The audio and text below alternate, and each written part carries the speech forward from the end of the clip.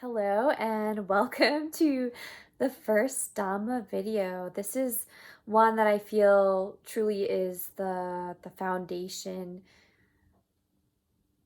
Dhamma to all future Dhammas that we'll be sharing. It is um, one about language and the challenge of language. So I'll share first a ancient Zen koan, and Zen koans are used as exercises to help one shift their perspective or the frame of mind in which they are viewing a situation or the world. So if a tree falls in the forest and no one is around to hear it, does it make a sound? We'll come back to that at the end of this video. How many languages are there in the world?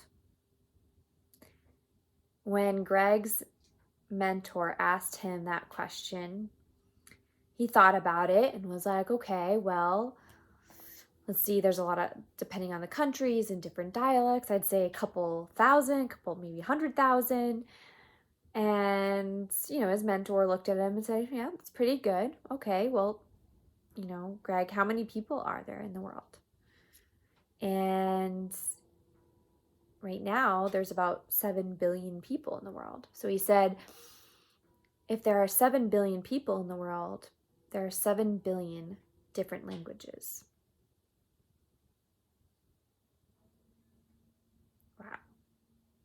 How is that true? How can we explore that a little more in depth? Well, let's look at it in a really just everyday kind of life event. Let's say you live with someone, your partner, your roommate, whatever. And let's say you ask them to clean the house while you go out and do the grocery shopping, and they agree to it. And then let's say you come home and you're upset because the house wasn't cleaned the way you expected it to be. Now, this sort of argument, this sort of conflict can happen all the time.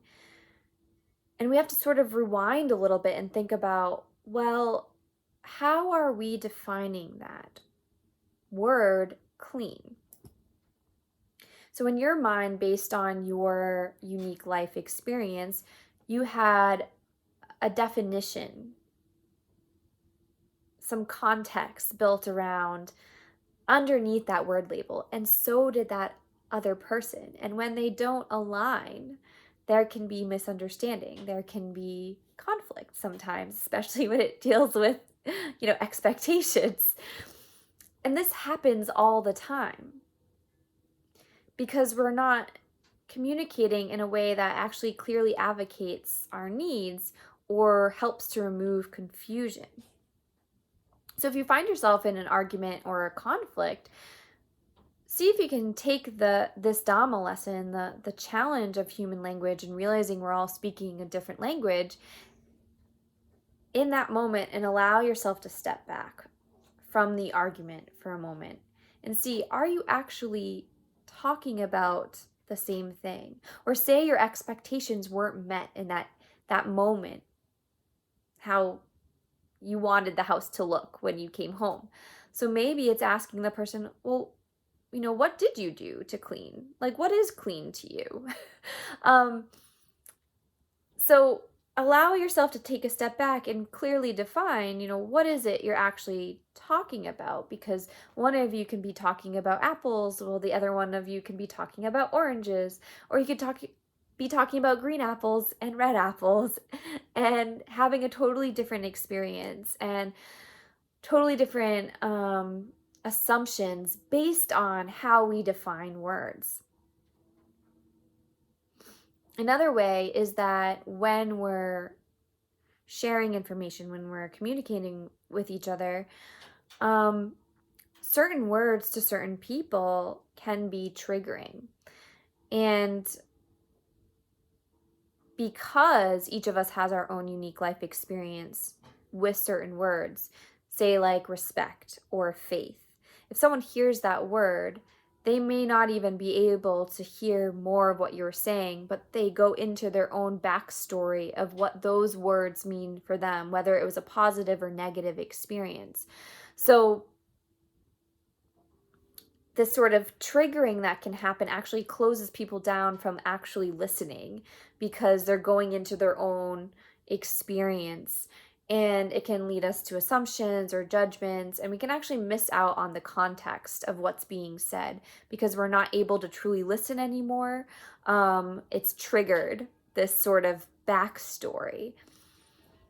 So that's another pitfall that kind of happens with the difficulty of human language.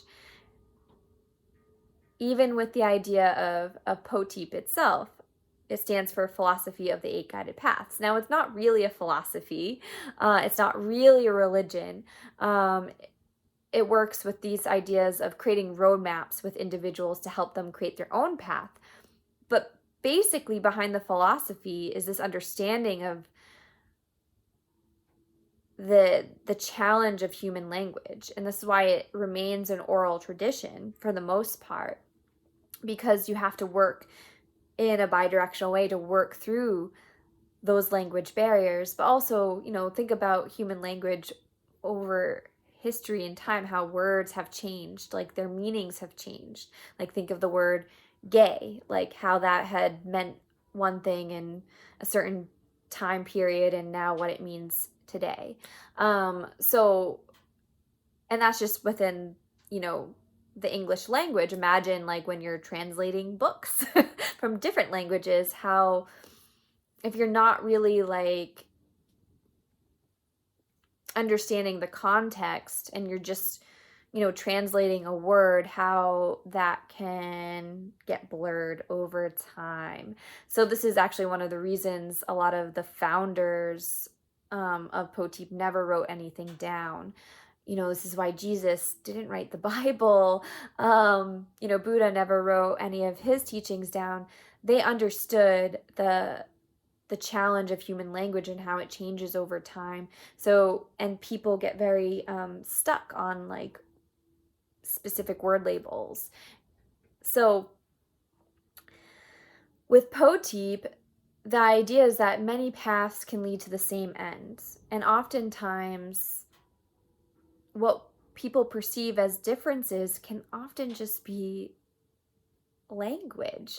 But because we get so caught up in the language and the words, it leads us to making assumptions and not actually seeking to understand, to seek what is behind the word label itself. So bear this in mind, this Dhamma lesson. Try to seek to understand each other and really what people mean by certain word labels. So if someone says to you, have a little faith, you might say, well, what do you mean by faith? Because maybe learning what they actually mean by that, one, gives them the opportunity to share a little bit more about their life, but also might help you to make more connections in your own understanding of that word label. And it can be an opportunity to learn together. Let's go back to that Zen koan for a moment. If a tree falls in the forest and no one is around to hear it, does it make a sound? So some of you may have said yes, and some of you may have said no. And the point of that koan isn't for you to think in that sort of forward thinking way, like 2 + 2 = 4, that cause and effect way. And again, your answers of yes or no could be right. Both could be valid and right, because again, it's about, well, what is sound? So really the point of that koan isn't yes or no, it makes sound, or no, it doesn't make sound. It's getting the meditator, the seeker, whatever, the recipient of that little riddle there, to stop and think and ask, what is sound? Okay, so this again goes back to the idea of the challenge of human language. Can we stop making assumptions that we're speaking the same language, even if we're both communicating in English?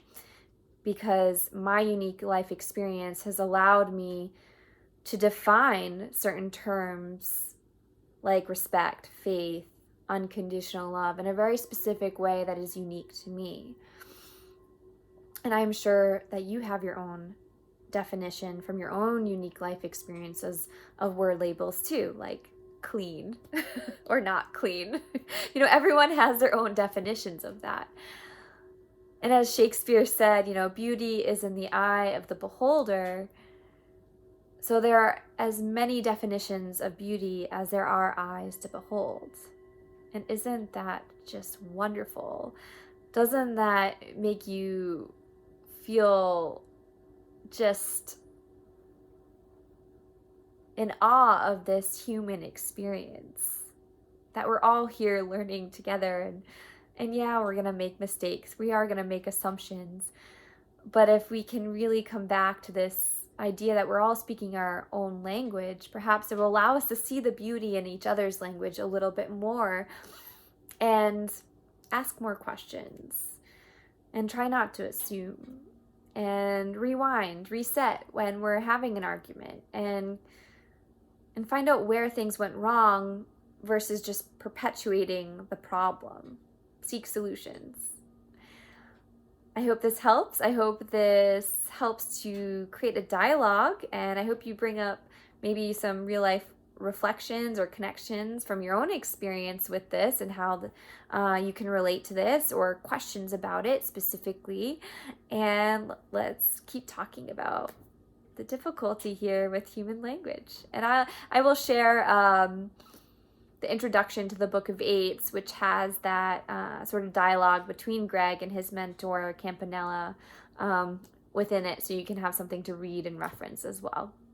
But thank you so much for listening, and yeah, I hope we continue having this discussion.